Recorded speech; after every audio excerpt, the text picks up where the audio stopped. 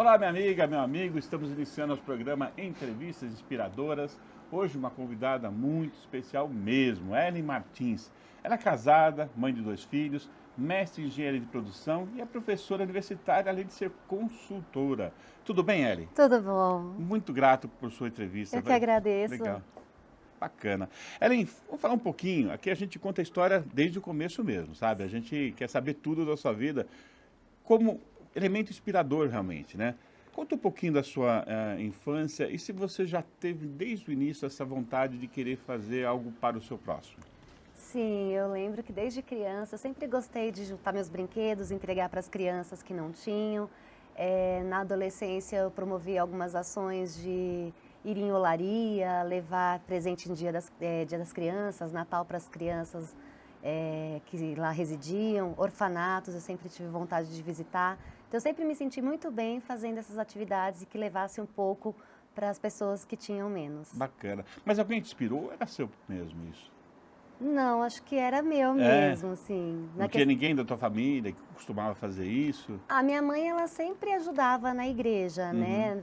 Final de ano fazia cesta para ajudar as pessoas que precisavam, então acho que veio um pouquinho dela. Que bacana. Isso com quantos anos você iniciou isso? Uns 8 para É. 9 E é já. difícil uma criança com 8 anos desapegar dos brinquedos, né? Porque, assim, né, a gente quer tudo nosso, né? Sim. E você mesmo assim já era desapegado. Aqueles ursinhos, às vezes tinha bastante, né? Sim, Sempre ganhava, então eu separava os brinquedos que tinham muito, eu já tinha brincado bastante, mas eles estavam em boa boa qualidade condição. ainda, em bom estado, e eu fazia essa doação para as Bacana. crianças. Você começou aí, partindo do lado assim, espontâneo e tal, você começou a participar de um grupo em 2014, né? Conta um pouquinho dessa primeira experiência. Então, eu sempre tive vontade de participar de um grupo de palhaços hospitalares, porém eu imaginava, idealizava os Doutores da Alegria, que é a referência, né, que Sim, nós temos no Brasil, que foi o primeiro grupo que fez esse trabalho aqui. Porém, eu fiquei sabendo que era um grupo diferenciado. Então, para participar dos Doutores da Alegria, só poderia se eu fosse atriz formada. E eu não eu não sabia disso, sou. não sabia. Então, não é simplesmente um grupo voluntário, eles também recebem de outras empresas para fazer esse trabalho. Porém, eu conheci uma professora na época da universidade e ela atuava dentro de um grupo chamado Dose do Riso, que hoje é o Total Clown, do Dr. Caramelo, e comecei a fazer esse trabalho junto com eles, atuando em 2 hospitais em São Paulo. Fiquei ali quase um ano, mas eu tinha no meu coração a vontade de trazer esse trabalho para Guarulhos, que é a minha cidade natal, onde eu resido também. E aí foi quando montamos o Risologistas de Plantão. Bacana, mas eu vou contar um pouquinho antes. As pessoas normalmente têm a vontade de fazer algo, né? Mas da vontade até a prática é um caminho um pouco complicado.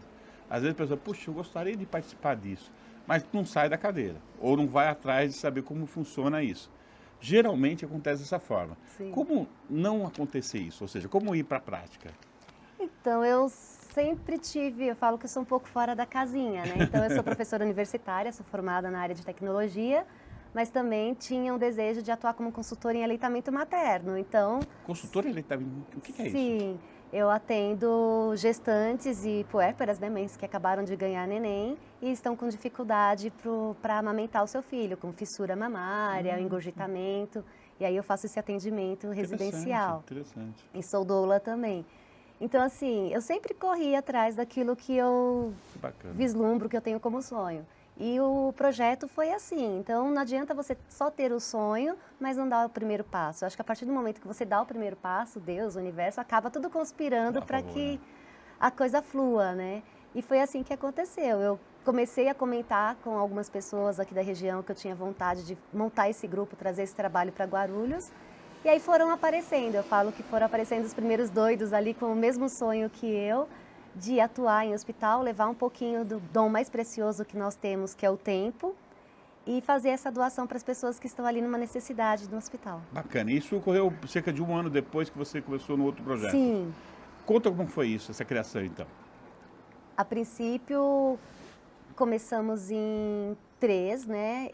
4, na verdade. Eu, a Ana Maria, o Ed e a Arlete. Fizemos a primeira formação na casa da Ana Maria mesmo, na sala dela, porque só eu que tinha essa experiência de já ter atuado em hospital. Eles não eram crus, mas tinham o desejo, que eu acho que é o mais importante. A gente fala que não adianta você ter só a vontade, é preciso ter também a disponibilidade e o desejo para fazer aquilo. E eles já tinham esse desejo, então era meio caminho andado. Então nós fizemos uma formação básica, entrei em contato com a Secretaria da Saúde da região e através deles nós fechamos parceria com o Hospital Municipal da Criança, que é o HMCA. E começamos a atuar dentro do HMCA fazendo plantões 2 vezes por mês. Aí, anos depois, nós começamos a atuar também no Complexo Hospitalar Padre Bento. E hoje nós atuamos também no Hospital da Unimed, que é o 8 de dezembro, e no Next da CEISA. E aos poucos, né, com o passar dos anos, nós fomos trazendo, recrutando novos voluntários. Então, assim, o trabalho ele é totalmente voluntário, a pessoa não recebe nada, não temos ajuda de custo do hospital, de ninguém.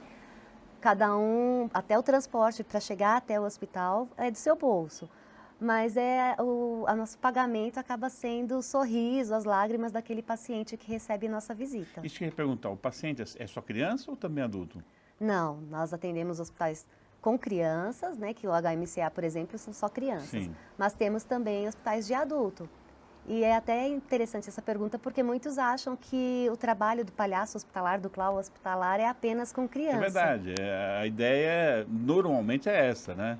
Não, mas inclusive assim, o que a gente percebe é que tem uma interação muito grande, até por parte dos adultos, dos acompanhantes que estão com as crianças, dos familiares. Às vezes a gente entra no quarto, o familiar está lá acompanhando o paciente, seja criança ou adulto, ele já liga o celular na câmera para mostrar para a família, já Bacana. Faz a chamada ali na hora mesmo. Olha quem está aqui, os palhaços, os doutores.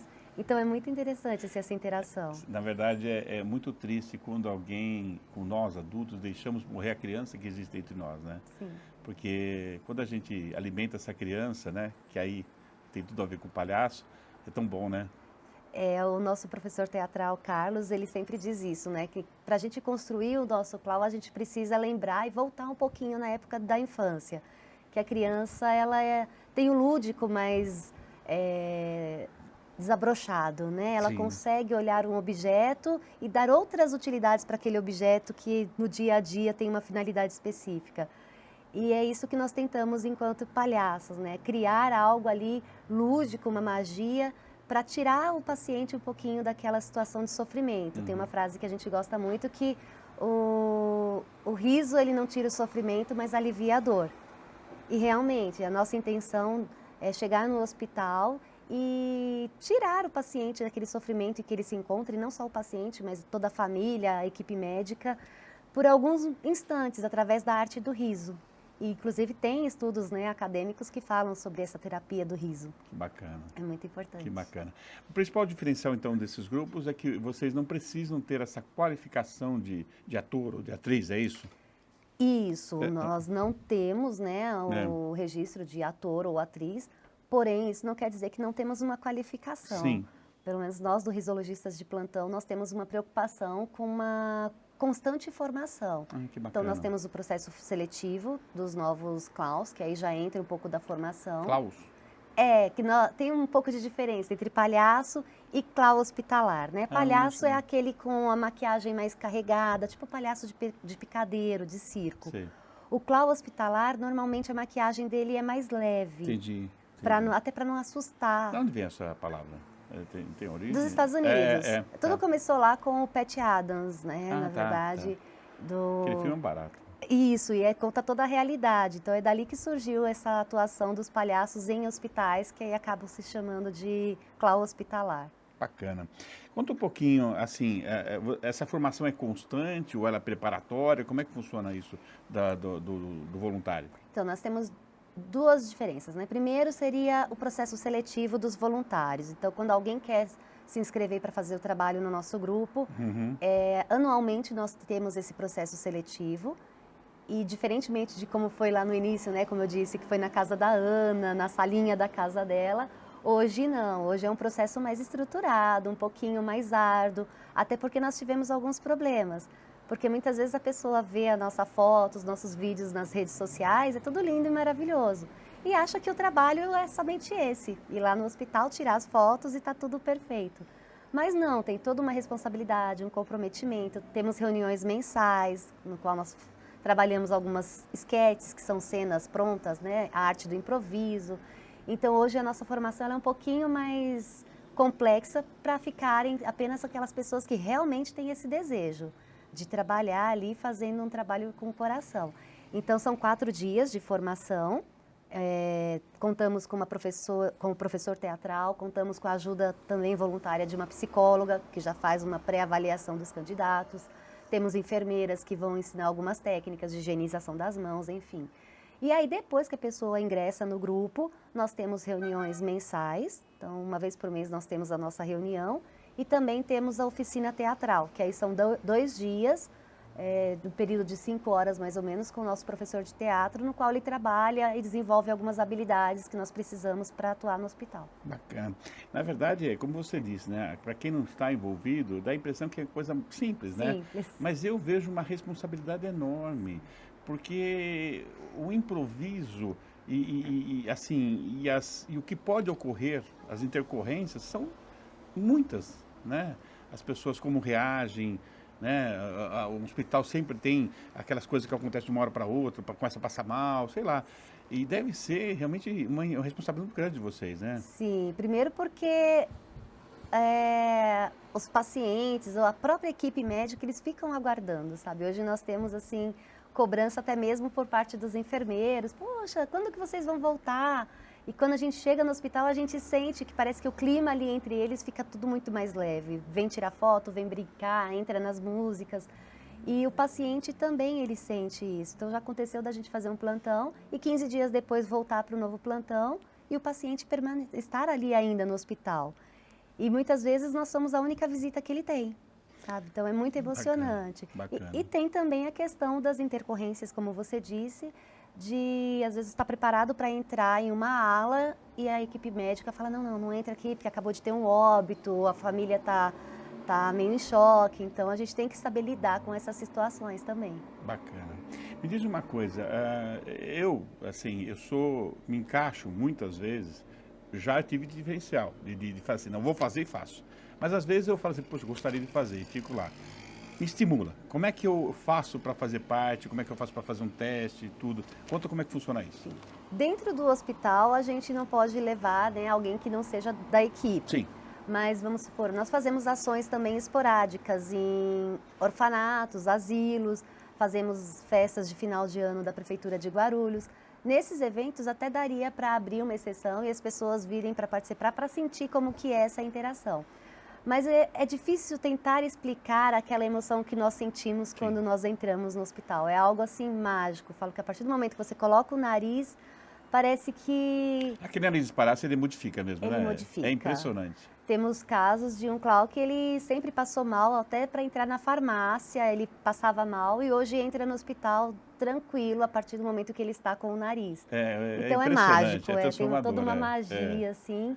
E para nós que realizamos esse trabalho é algo muito gratificante. Às vezes nós achamos que nós vamos levar amor e fazer o bem e, na verdade, quem sai cheio ali de paz, de gratidão, somos nós mesmos. Bacana. Às vezes acontece de você ter tido um dia péssimo e aí você vai para o plantão meio desanimado e quando chega lá você vê cada situação e você fala, meu problema é mínimo perto dessas pessoas.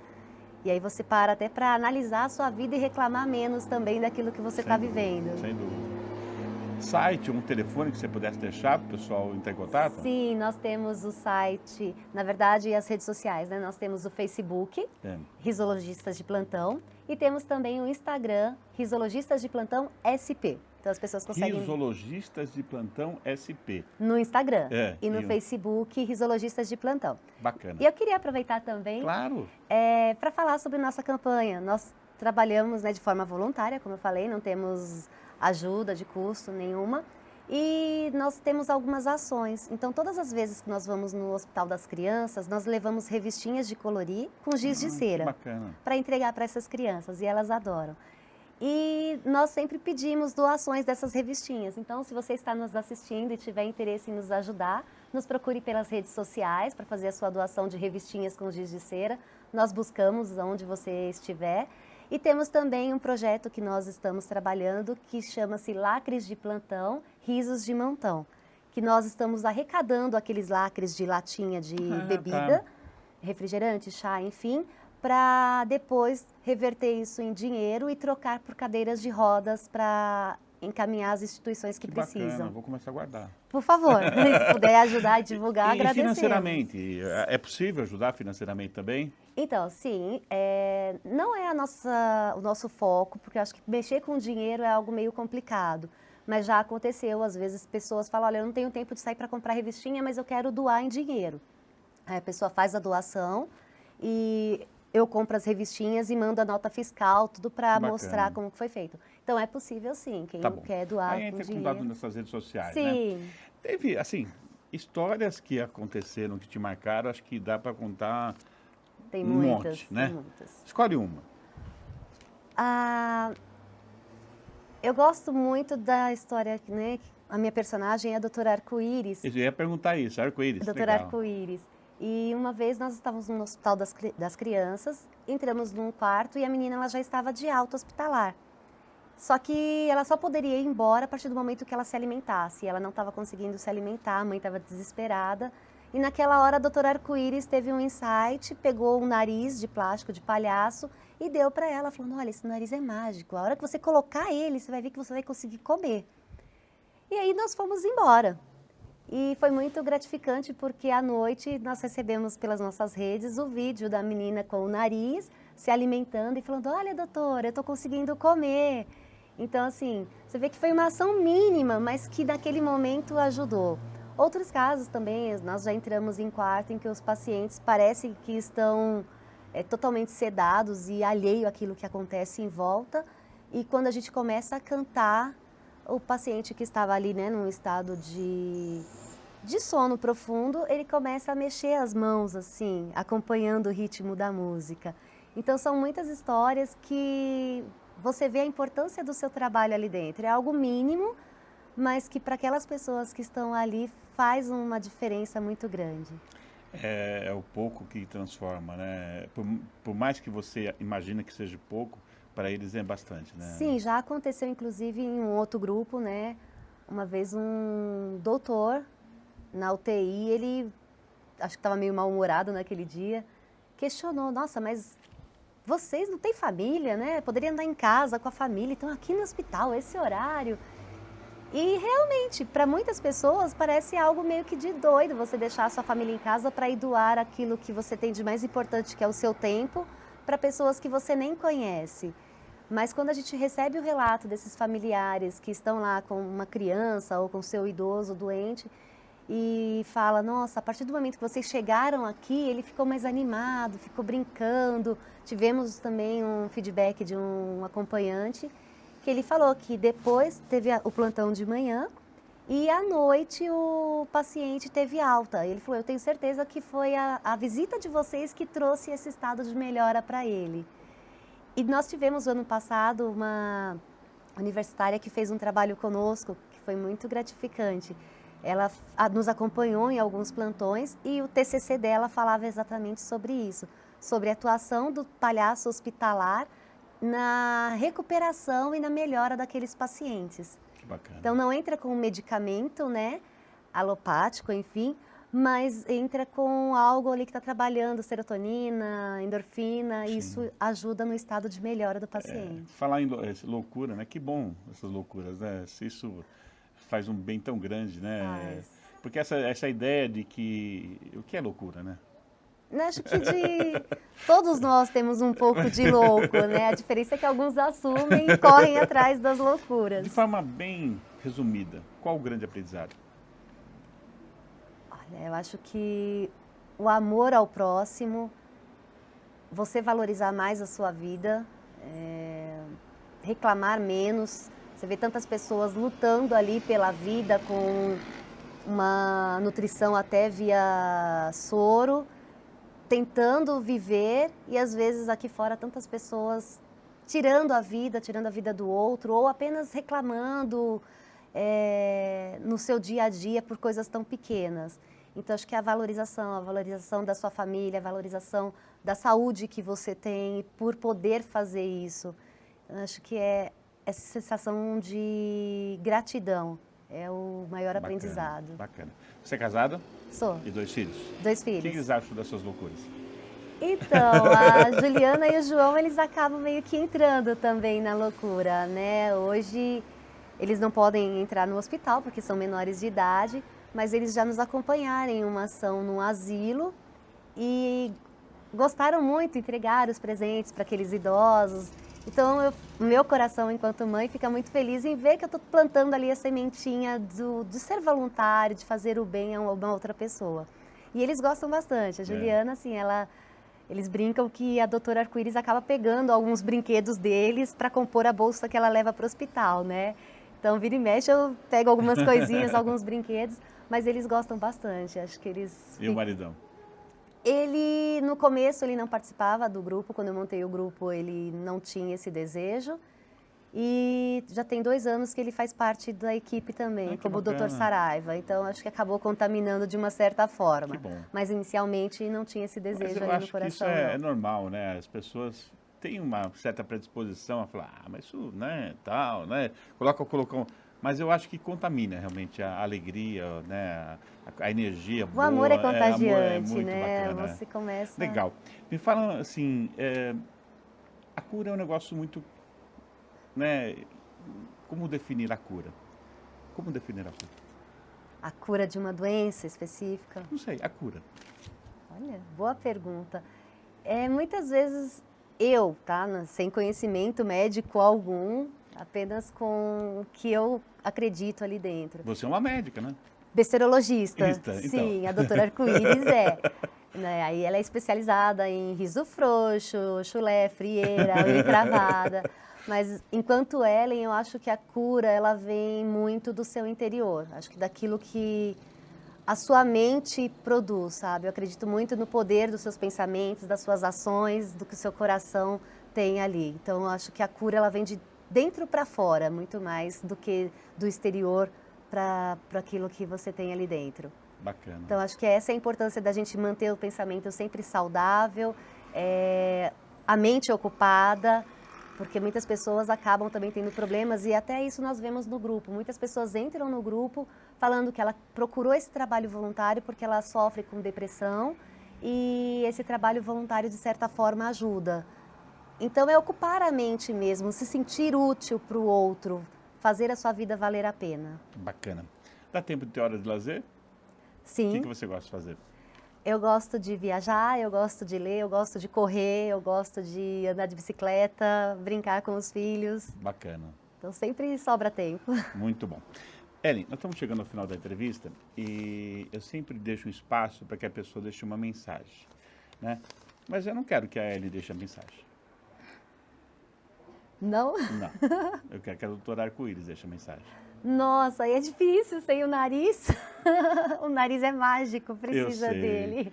Mas o que ela diria com a voz da Ellen? Olha, eu acredito que a doutora Arco-Íris, nesse momento, ela diria para que todos possam viver a sua vida pensando sempre no bem, não se preocupando com as pequenas coisas que acontecem, para não ter problemas ali de falta de riso frouxo. Apesar dela tratar de riso frouxo, eu acho que o riso frouxo hoje em dia é uma doença que precisa atacar a todos, virar Bacana. Epidemia, então que Bacana. todos sorriam mais. Bacana. E estímulo a empreender em área social para ajudar o próximo?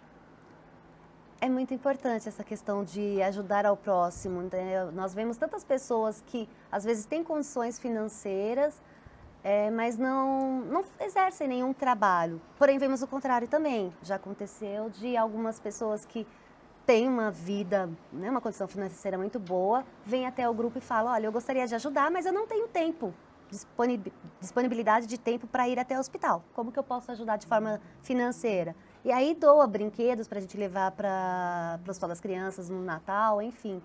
Essa questão da parte social, às vezes a gente cobra muito dos políticos, né? Mas eu acho que se cada um fizer a sua parte, dá para melhorar muito o mundo. Bacana. Um tchau da doutora Arco-Íris. Bitocas no nariz. E é isso, Obrigada. mais uma vez, muito grato, Ellen. Obrigada. Acho que atingimos muito o nosso objetivo hoje, de você levar você, nosso telespectador, histórias de vida, histórias empreendedoras, inclusive na área social, onde certamente serão inspiradoras. Para mim, foi muito. Obrigado por sua audiência e até na oportunidade. Até mais.